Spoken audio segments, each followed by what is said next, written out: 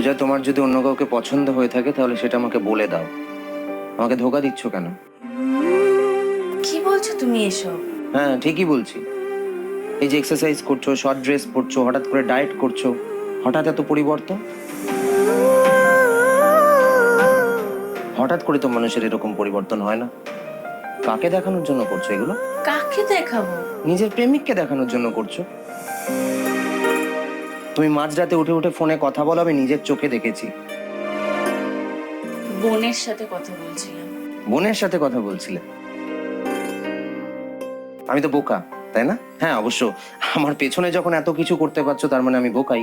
আমি তোমার বোনের সাথেই কথা বলছিলাম। বিশ্বাস না হলে এই নাও চেক করো। দেখো চেক করে।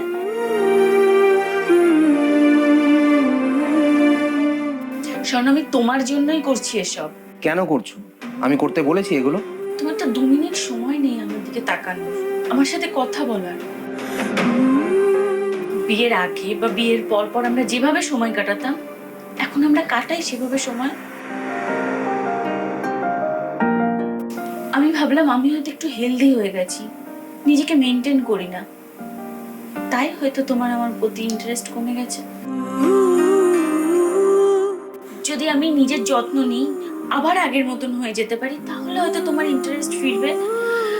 তোমার মনে পড়ে যাবে তুমি যেই মেয়েটার সাথে বিয়ের আগে ঘন্টার পর ঘন্টা কথা বলতে, সেই মেয়েটা আমি।